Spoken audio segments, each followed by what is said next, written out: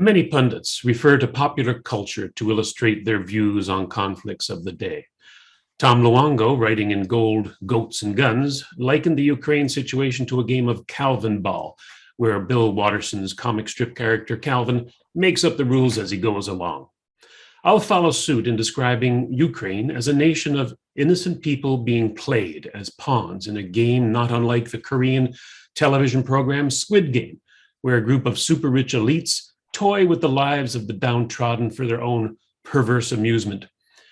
My guest, Professor Salim Mansur, being the political historian that he is, expresses his metaphors to, for example, the writings of Solzhenitsyn or the Malian dialogue from 2,500 years ago.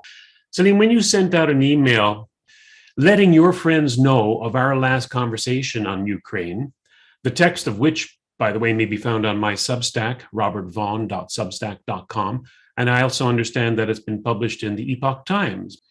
You mentioned in that letter how the players in the conflict could learn from the lessons of the Peloponnesian War. Now, part of that dialogue, the Malian dialogue, went like this, quote, "When you're allowed to choose between war and safety, you will not be so insensitively arrogant as to make the wrong choice. This is the safe rule, to stand up to one's equals, to behave with deference to one's superiors, and to treat one's inferiors with moderation." That's from 2,500 years ago. Salim, could you please explain to our audience how Russia, Ukraine, and the rest of the world might learn from these ancient battles and pearls of wisdom? The lesson is what happens when two great powers of their time engages or is engaged in a conflict that in terms of our time would be, say, the two world wars of the last century, or what is presently taking place in Ukraine. In the midst of the war between Sparta and Athens, Greece was divided between those smaller city-states and towns that were either in league with Sparta or were in league with Athens. So that was, in a sense, a bipolar division in ancient Greece. An Athenian delegation was sent to Milos to talk to them and to tell them that it is now their time to make a decision. That is, that they come together with Athens in this war with Sparta. And in that dialogue, the Athenians, in a sense, presents an ultimatum. Milos wants to maintain its neutrality, and Milos talks about fair play and justice and their own history. The critical part is Milos is a puny little state or actor stuck between these two juggernauts, these giants, Sparta and Athens. And Milos is wanting to preserve his neutrality and is talking about fair play and justice and so on. And the Athenians will have nothing to do with that. They give them an ultimatum. And the ultimatum is phrased in what has become a classic in terms of political philosophy and military history. The Athenian says to them, look, the standard of justice depends on the equality of power to compel, and that, in fact, the strong do what they have the power to do, and the weak accept what they have to accept. In other words, you and I, that is Milos, millions, you and we, Athenians, we are not the same. We are the great powers, and we are going to set the rules, and you have to follow. And so the final parting advice that the millions give them is, you are discussing the fate of your country, that you have only one country, and that it is future, that its future for good or ill depends on the single decision which you are going to make. Okay, Milos remains stubbornly holding on to its desire to remain neutral, and Athenians wipe them out very soon. All of Milos is destroyed. The men of military age are put to death, and women and children, old and others, are scattered into the Athenian camps. And that's the end of Milos. So what is the lesson of that? The lesson is being played out, has been played out throughout history. You know, buffer states that are small states, small actors caught between great powers. In the 20th century, 2 world wars, the perfect example of Milos was Belgium, the neutrality of Belgium. That was guaranteed on the one side by Allied powers, Britain and France during World War I, and then on the other side, the Austro-Hungarian German alliance. And when the war swung, that is, the German army swung to the west to take on the French, it went through Belgium. You know, Belgian neutrality was meaningless to the Germans. You know, some neutralities have been preserved for the advantage of the powers involved, such as Switzerland. So the fate of a small actor is purely dependent upon the strategic interests of the great powers.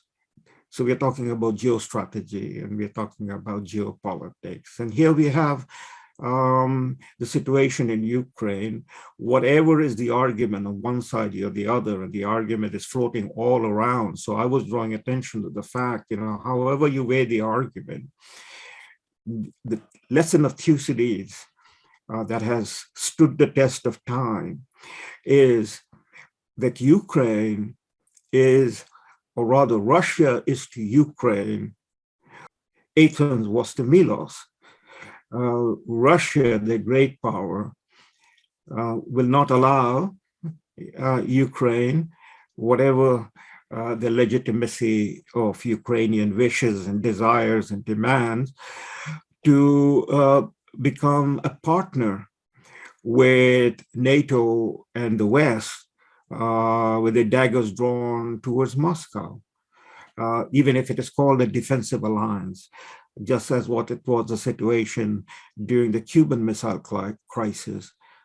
Nothing would allow a non-Western hemisphere power positioning arms and equipment inside the Western hemisphere on the borders of the United States. Flip side of the argument is that if Milos had paid attention and been prudent, that the million leaders had taken seriously the warning and the ultimatum of Athens, thought about the consequences of the decision, worried about their children and their families and their responsibility, they would possibly have said, okay, we will go with you. That is what, when Athenians say, you have to defer to your superior.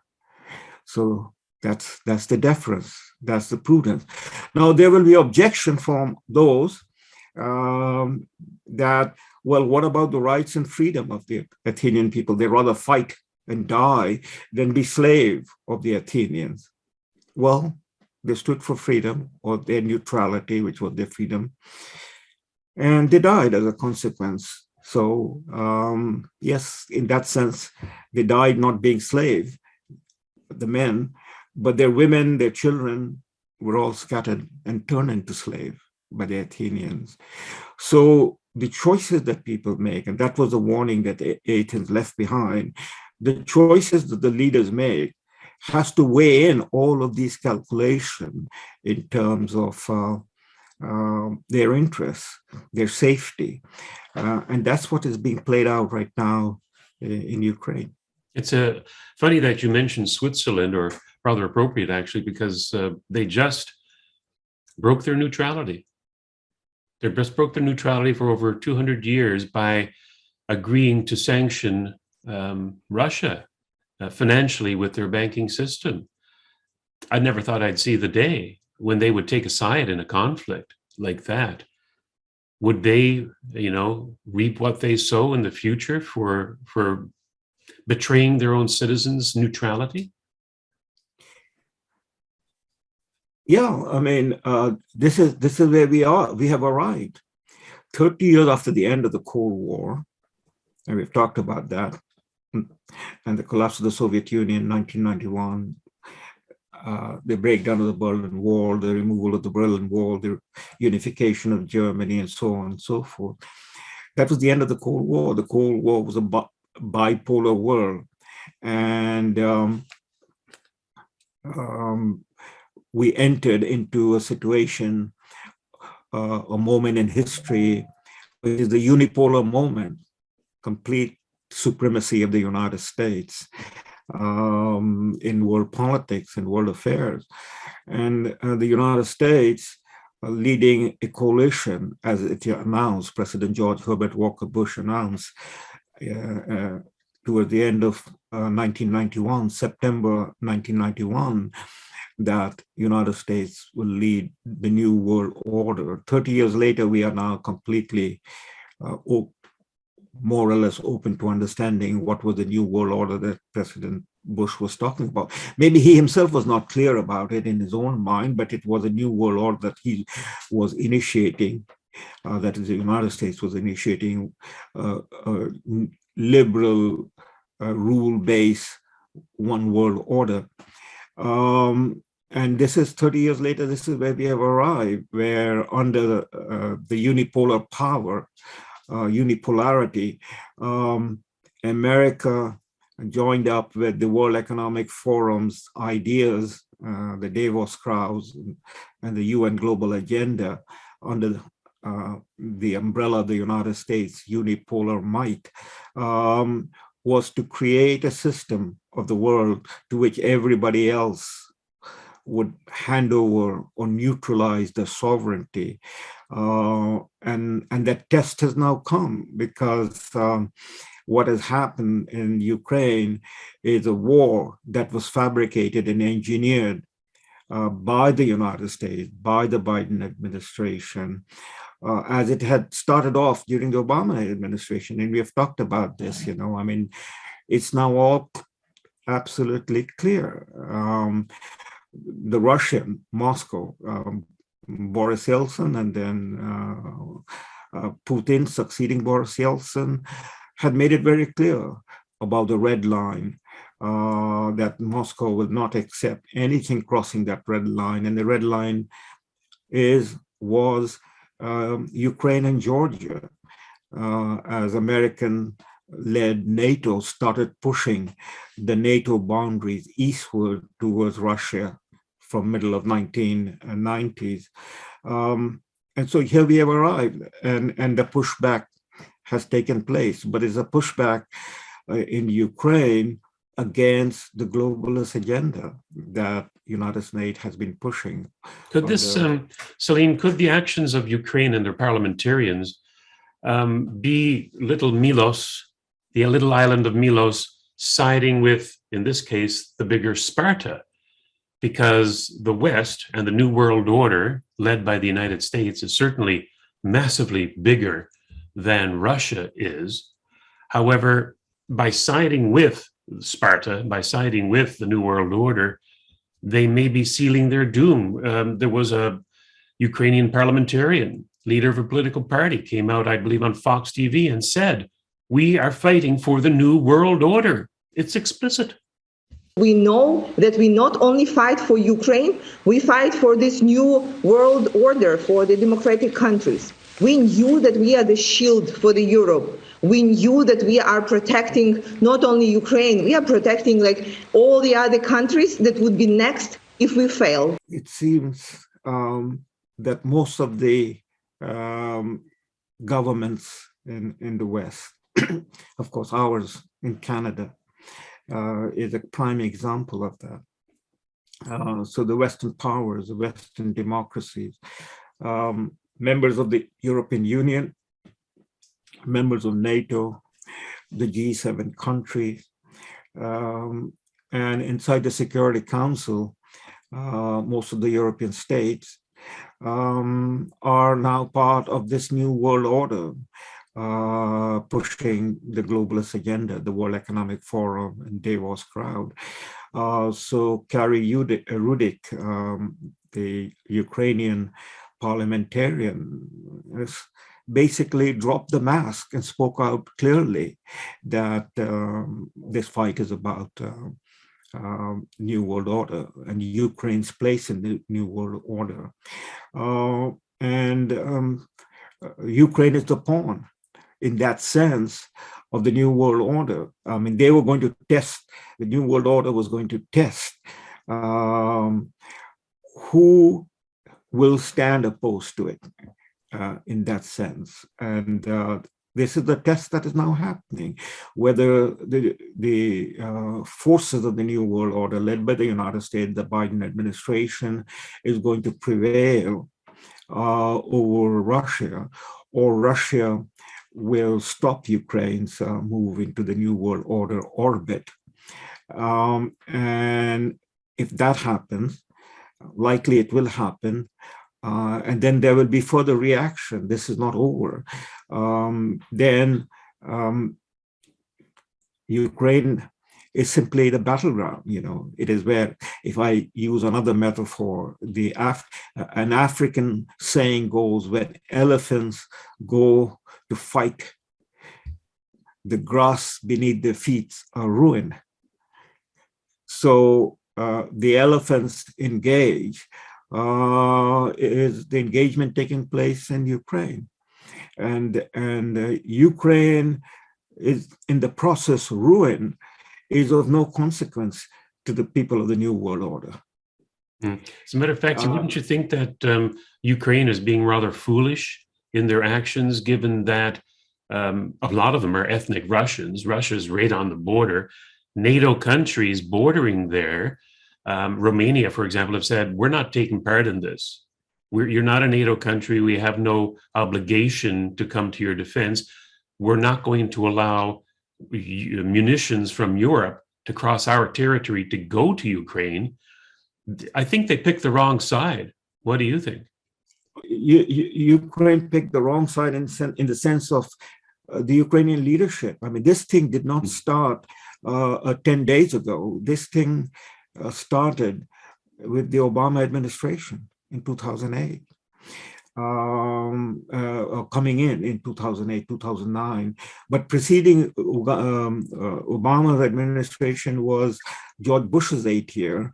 And it was during George Bush's term in office that the first color revolution took place, the 2004-2005 revolution, color revolution took place, in which it was a peaceful, because there was no violence, and a pro-Western leader emerged in the election of 2004-2005. In the runoff election, Yanukovych was defeated by Yanushenko, the pro-Western leader. I mean, this whole issue was also played out in Georgia.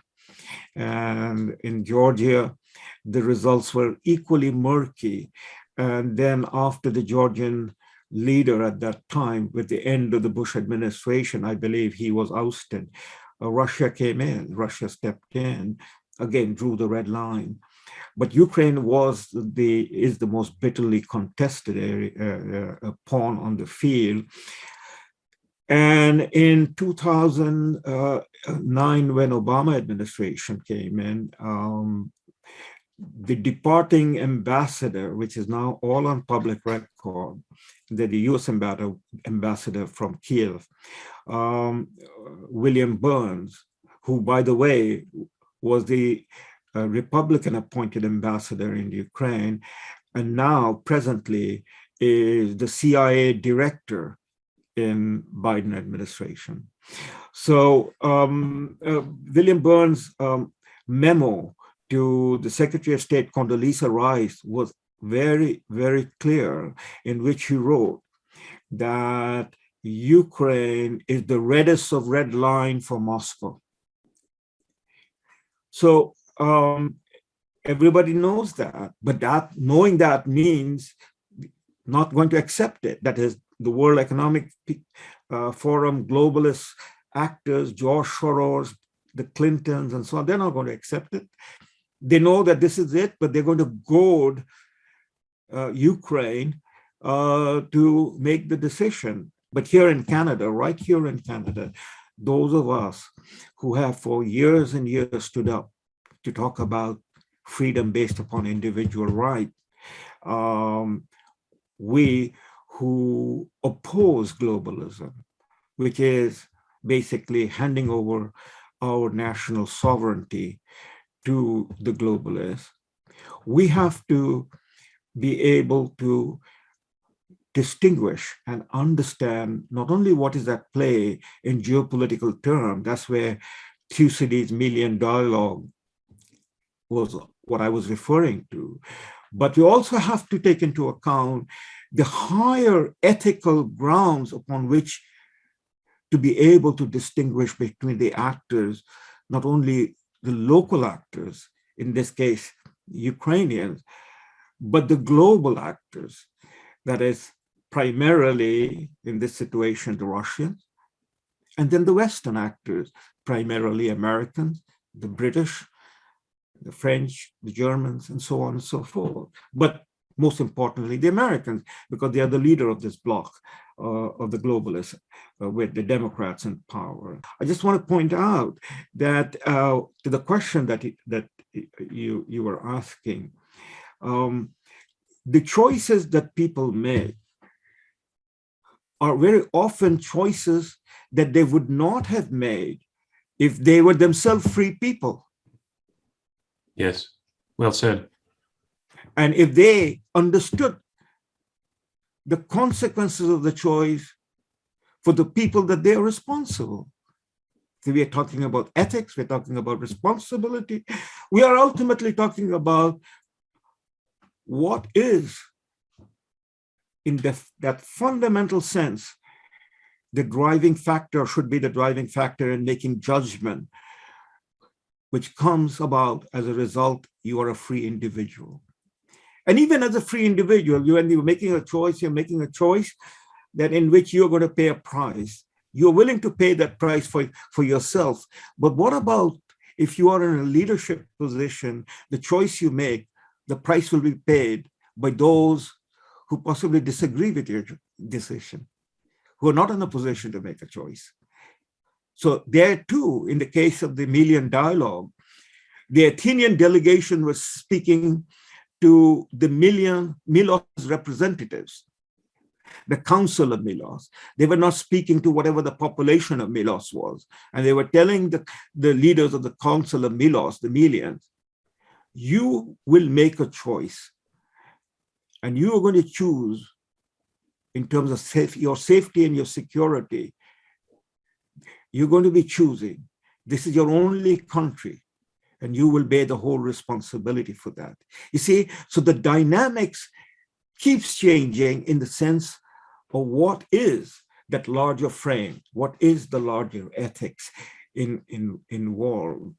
And so the Democrats and the globalists, they started this war. The Russian Putin has responded. The globalists control pretty much the entire media of the Western Hemisphere. There are stragglers and voices like ours that do not, in this context or any such context, will go along with this one voice, one narrative that the globalists are today spreading right across the Western world, but for pretty much the whole world, because their resources in terms of global communication, global media is immense, But at the same time, speaking for myself, I recognize that the media today is a media that Joseph Goebbels would be very proud of. It's a media of lies, media of fabrication, media of half-truths, disinformation, and so on. This media is not an honest media. There is too many events that has happened in these past 30 years that we can cite of the lies that these media have told us, that is the people frame their mind, frame the story and contaminated their mind with the lies so that the people have gone along with sheep. The most recent episode of 2 years of coronavirus is a lie. 2 weeks to flatten the curve turned out to be 2 years to flatten the economy, and everybody had handed it over to the globalists. So in this context, we also therefore have to listen as much as we can listen, or we can do our own research and find out what is the other side's story. Remember the famous television series from many years ago when we were much younger, Dragnet, and the detective saying, just give me the facts, just give me the facts, But in giving the facts, who do we trust for those facts? And I would go back here. Thucydides, we set the geopolitical stage, but on the question of facts from that other side and facts that will give us a sense of the dilemma, the ethics, and the question of freedom involved, I would go to Solzhenitsyn, Alexander Solzhenitsyn, the greatest voice of the Russian people, of the former Soviet Empire. Today, we are living in the heart of the belly of the beast, that is the American Empire. And we know what the American Empire is because it has been disclosed to us during the 4 years of Trump administration. The mask was dropped. That the American Empire is not only an empire of lies and half-truths, it is the empire of the deep state, for which we were warned, that is, the American people were warned by Eisenhower, no less a president, no less a man, no less a commander-in-chief than the supreme commander of the Allied forces in World War II, and then 2 terms president, in his farewell address, to beware of the military-industrial complex. And we were warned again, that is, the American people were warned again by President John F. Kennedy after the disaster of Bay of Pigs, to beware of the CIA. And then we saw what happened in our lifetime, most recently, the deep state maneuvering to oust President Trump, to shackle him and then oust him. So the narrative, therefore, in terms of this Ukraine and Russian crisis that we go to is to Solzhenitsyn, I would go, because Solzhenitsyn was the voice tested in battle. He was a young man who fought in the Great Patriotic War of 1941-45. That's how the Soviet and the Russian refers to the Second World War. Solzhenitsyn, by the way, is a child of a Ukrainian mother and a Russian father. So we're talking about mixed ethnic origins, intermixing. In his vein was the blood of Ukrainians and Russians coursing through. Solzhenitsyn wrote with great concern about Ukraine. And just let me read, I have in front of me a few of his remarks for this conversation with you. So let me share them with you. And this is Solzhenitsyn writing before the fall of Soviet Union, and then his words after the fall of Soviet Union. But before the fall of Soviet Union, in the Gulag Archipelago, there are a whole lot of references to this issue of Ukraine and Russia. Soviet Empire, like the Russian Empire, was made up of diverse people, as empires are made up of, diverse nationalities. So here's one passage I want to read to you. He writes, "It pains me to write this as Ukraine and Russia are merged in my blood, in my heart, and in my thoughts. But extensive experience of friendly contacts with Ukrainians in the camp has shown me how much of a painful grudge they hold." I want to emphasize this. How much, that is the Ukrainian, how much of a painful grudge they hold. Our generation will not escape from paying for the mistake of our fathers. And then he continues. He says, "It was necessary for me to understand the degree of tension that Ukrainians feel." Now, who were the Ukrainians and what were their issues? The Ukrainians, as Solzhenitsyn writes about, are people that is in modern day Ukraine, the boundaries of Ukraine that has come about, are people of mixed origin. Ukraine has a population of something like 40 plus million people. Half of them, 20 million, are Russian, that is on the Donbass basin. You know, the river Dnieper divides Ukraine into east and west. So east of the river Dnieper, the Donbass region, half of the Ukrainian population are Russian in terms of their mother tongue, which is Russian, in terms of the loyalties and their history. And the other half are Ukrainians of mixed origin. Also, you know, there are Lithuanians in there, intermarriages. These were all part of the Soviet Empire, you know, Poles. I mean, the city of Lviv in Ukraine today, it was the city of Lvov in Poland. These were all the borders changed at the end of World War II over redraw. Jews made up a large segment of Ukrainian population, and so it's a truly mixed population, and this is how, without going reading too long of a passage where Solzhenitsyn is describing this ethnic mix, he says, "Not the whole of Ukraine in its current formal Soviet borders is indeed Ukraine. Some region clearly lean towards Russia. As for Crimea, Khrushchev's decision to hand it over to Ukraine was totally arbitrary. Khrushchev was a Ukrainian. He was a successor to Stalin.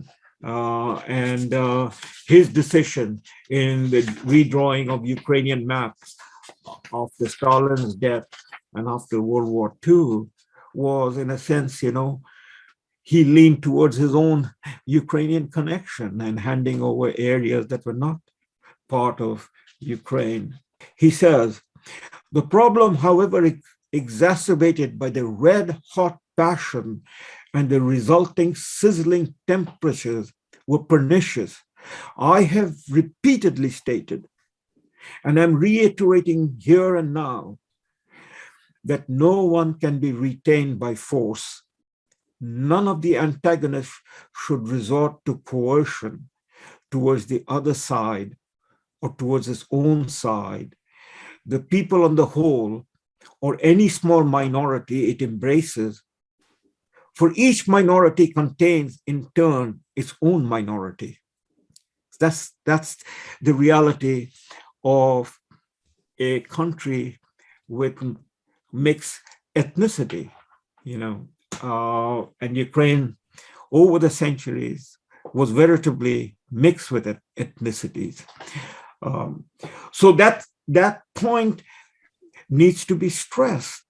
And as Solzhenitsyn says, if Ukraine wants to secede, which they did in 1991 at the end of the Cold War, with the collapse of the Soviet Union, then he was also pointing out that Ukrainian secession cannot be one in which the Ukrainians will deny to those inside Ukraine who themselves are ethnic minorities. I mean, this is the classic situation that we find ourselves in Canada.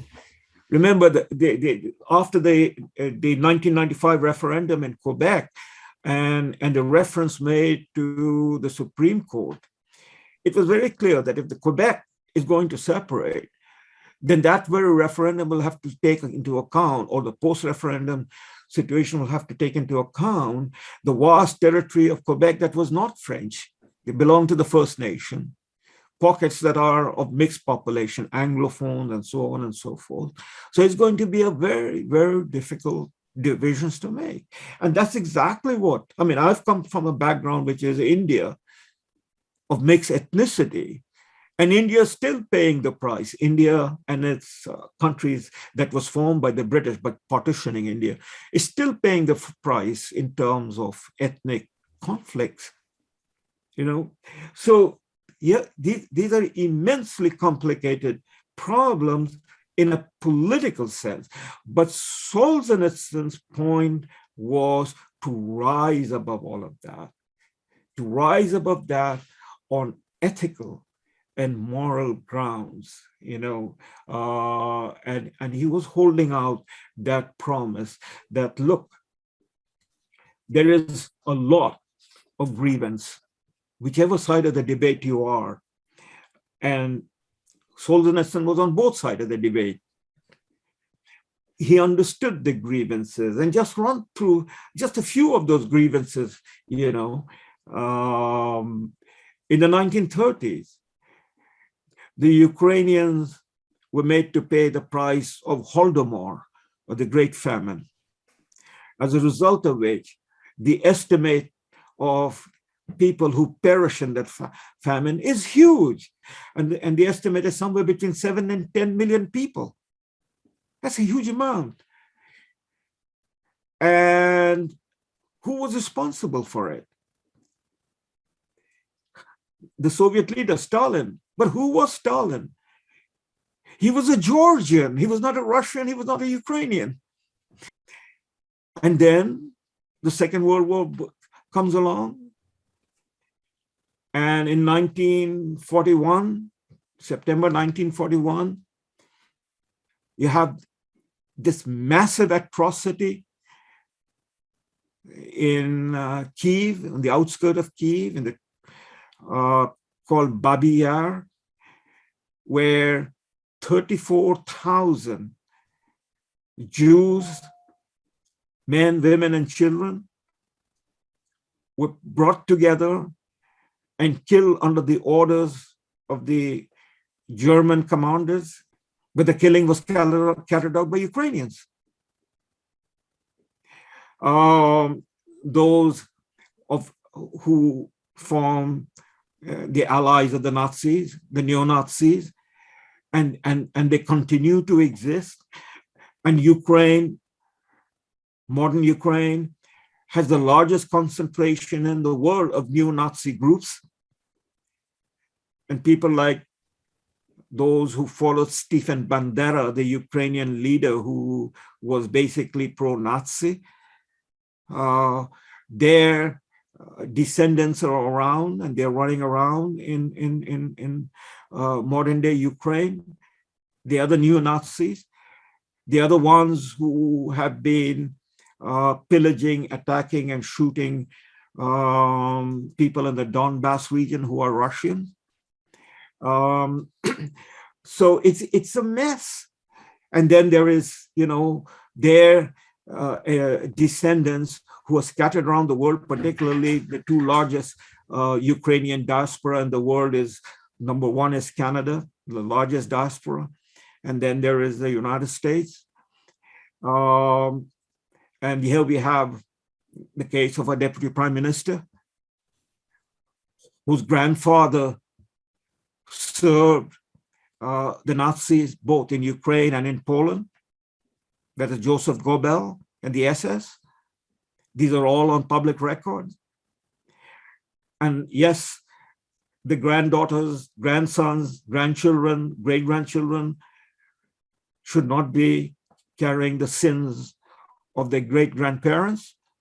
But if the grandchildren and the great-grandchildren of the parents who were Nazis have not disavowed their grandparents, then there is a problem. And we have a problem over here. And the whole irony of that problem is that, as we have seen pictures of the Ukrainian community in Canada, at the head of which was the Deputy Prime Minister standing, holding the banner and the scarf, the colors, red and black, of Stephen Bandera's neo-Nazi groups in Ukraine. Just think about the irony. We were the Allied power that went to defeat Germany. And in that war, our ally was Soviet Union. The mass murderer was the leader of the Soviet Union, Stalin, responsible for Holodomor. He became our ally, and the Nazi leader of the Third Reich became our enemy. And now, 75 years later, on our sacred grounds, in the sense of political sacred ground, I don't talk about in the religious sense, in the Parliament Hill, we have people who are standing up in support of neo-Nazis. The irony is so palpable and right in our face. And let's not forget George Soros and his checkered past, working for the Nazis as a young boy, stealing from his fellow Jews. So, and he, of course, is an architect of the New World Order and the Great Reset, and that whole push to, I can't believe it, say this, like bring Nazism back, because it seems that it's rearing its ugly head once again in Ukraine with George Soros, Chrystia Freeland, the Azov Battalion.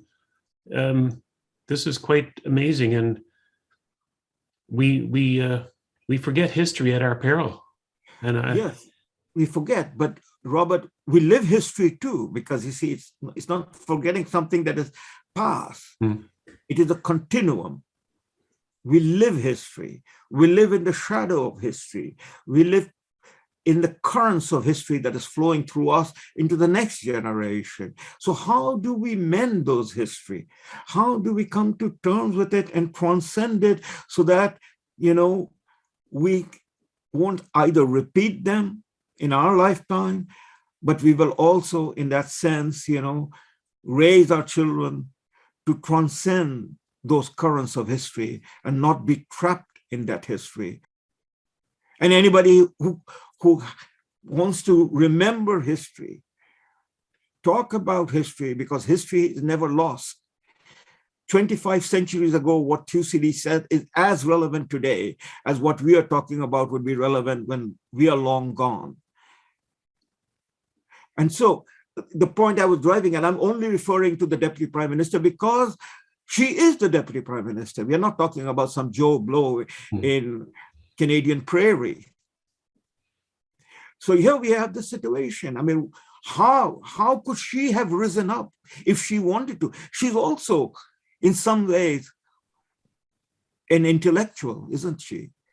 She's a writer. She was a journalist. She became an editor of the Times. She is involved with George Soros and his Open Society.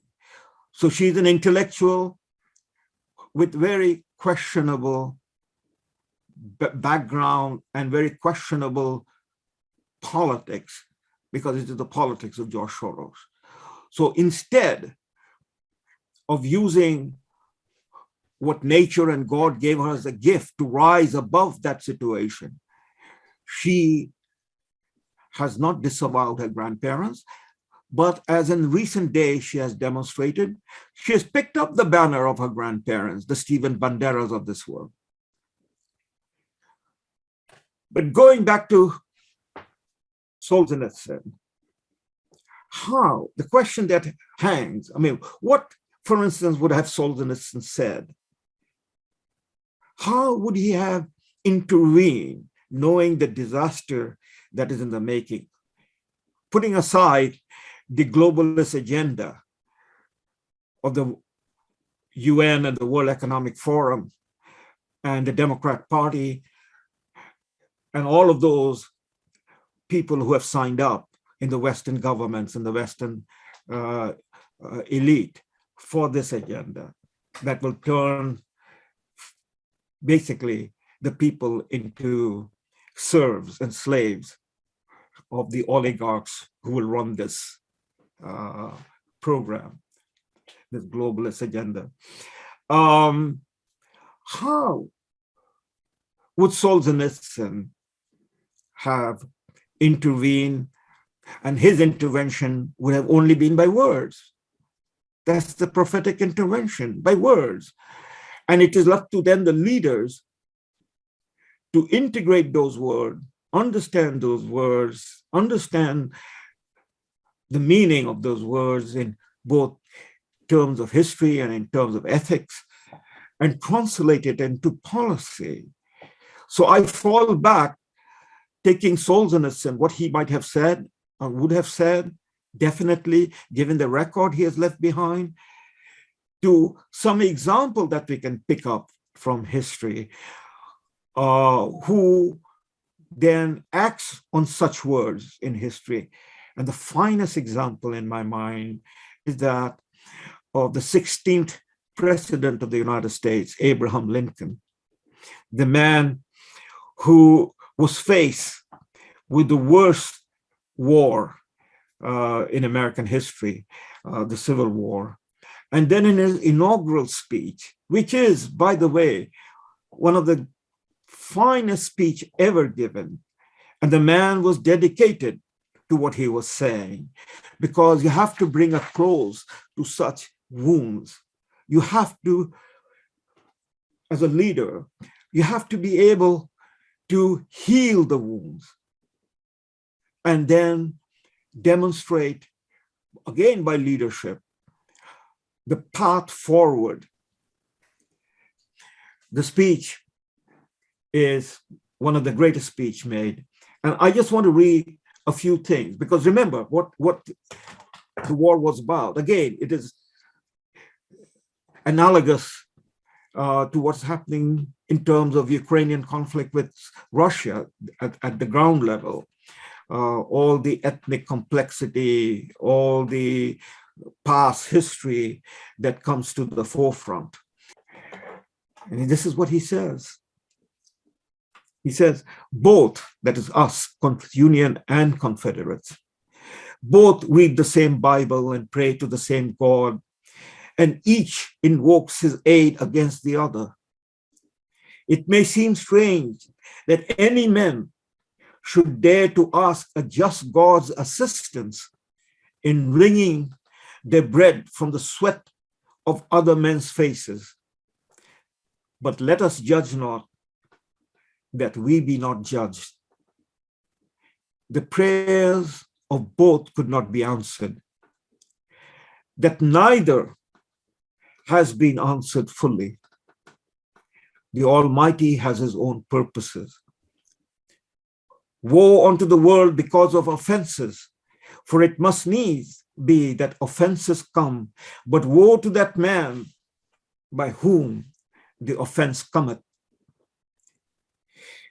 If we shall suppose that American slavery is one of those offenses which, in the providence of God, must needs come, but which, having continued through his appointed time, he now wills to remove, and that he gives to both North and South this terrible war as the woe due to those by whom the offense came.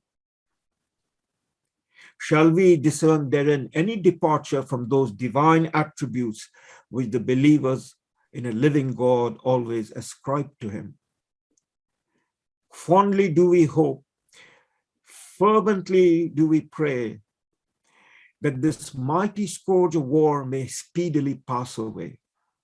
Yet, if God wills that it continue until all the wealth piled by the bondsman 250 years of unrequited toil shall be sunk, and until every drop of blood drawn with the lash shall be paid by another drawn with the sword, as was said 3,000 years ago, so still it must be said, the judgment of the Lord are true and righteous together.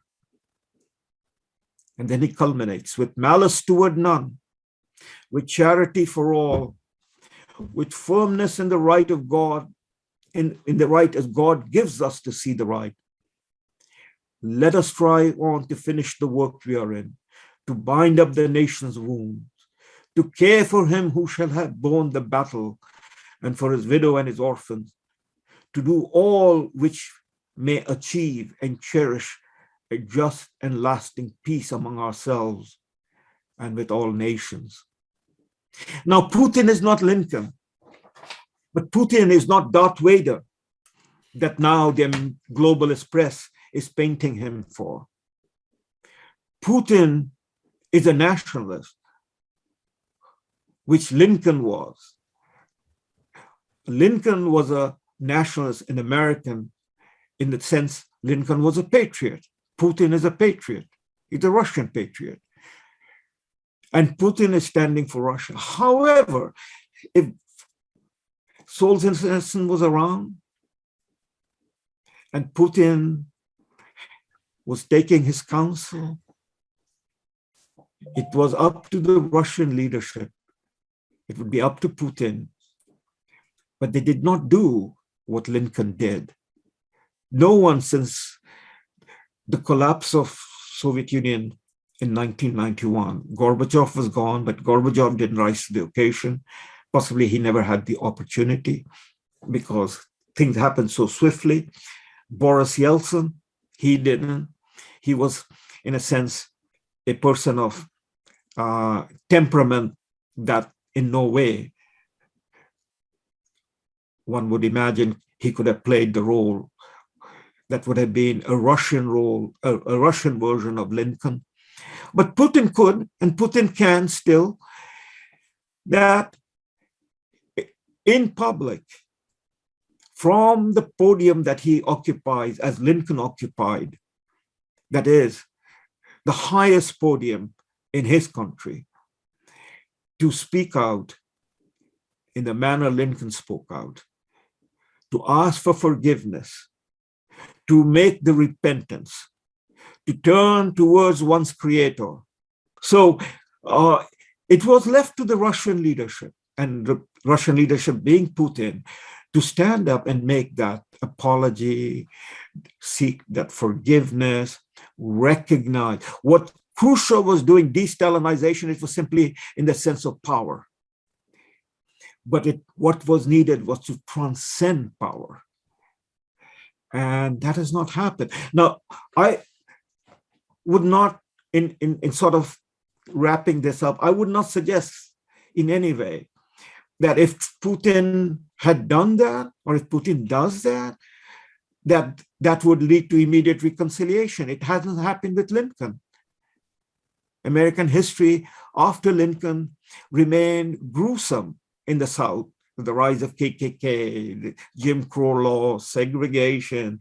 100 years later, it was again played out in the civil conflict, the civil rights battles of the 1960s, 50s, and 60s. So these are, as I was saying, the currents of history that flows, but people can look back to. And so the Democrat Party in America is a party that is stained with slavery. This whole idea of BLM movement, Antifa, identity politics, this is all counter to what the founding fathers and Lincoln talked about. The America that they founded, that they fought for, was an America that would be colorblind, that America that is based upon freedom, based on individual rights. It's not one freedom for a white man, another freedom for a black man, another freedom for a Chinese and a Japanese, It is a freedom that cannot be described in terms of the melanin on your skin. It is not a freedom that can be defined in terms of what is your personal belief. It was and is the American dream of freedom, which is based upon individual rights, which is colorblind, which is based on merit. And that's what is being betrayed, is being subverted. It has been torn apart by the Democrats ever since Lincoln's second inaugural address. But yet, Lincoln's second inaugural address stands as the beacon of how what Solzhenitsyn was striving for, how these historical legacies that needs to be healed, and if not healed, will continue to fester, has to be dealt with. We can only pray that there will be somewhere that in Moscow, and perhaps it will be, ironically, Putin who might rise to the occasion. In this time in our history, we do not have any leader in the West that have their own hands clean to rise to the occasion. None. Biden is a walking demonstration of the rottenness that is inside America. And you can point that out all around the Western leadership. Trudeau in Ottawa, Boris Johnson in London, Macron in France, and so on. They're all petty men and hopelessly corrupt. And they have no clean hand to talk about or to give lesson to anybody. Except, and that's irony too, except for Trump. So the 4 years of Trump administration was in that sense an interruption to the globalist agenda. And the globalist overlord moved everything, fair and foul, to have him removed and ousted. And that's what they did. And that's what they're now trying to do in terms of ousting Putin so Russia can be dismembered and the obstacle to the globalist agenda can be removed. But why Trump? Well, Trump's demonstrated that he can rise to the occasion. He demonstrated that he could speak to other leaders face to face. Trump came with clean hands. Trump didn't come to Washington to engage in pay to play and make money for himself and his family, as just about everyone in Washington is involved in. Nancy Pelosi, Biden, Obama, Kerry, Romney, Mitch McConnell, the whole lot of them, Dan Feinstein, etc., etc. We can run through the list. But Trump was the only man. He came to drain the swamp. So he was the only man that could talk eyeball to other leaders and say, what is it that you want? Why are you going this way and depriving your people of all the opportunities that you want to have for yourself can be shared with your people? That was the message to Kim Jong-un in North Korea. That's the message that he was giving to Putin, that he was giving to Xi Jinping. Remember, when he first went to Beijing on a state visit, he took with him his granddaughter from Ivanka. And his granddaughter sang in Chinese to Xi Jinping. These are so significant details that are overlooked.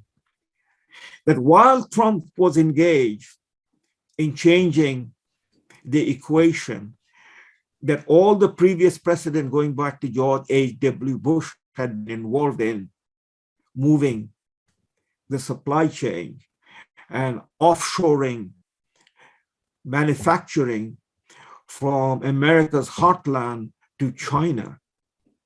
And Trump was clearly engaged in rebalancing that situation. At the same time, he was giving the message to Xi Jinping that, you all can have what you want to have by being true to your people and respecting others. And that's what Make America Great Again is all about. So this is the tragedy of our time. We have no leaders in the West. We have no leaders who can rise to the occasion as Lincoln demonstrated and paid by his life.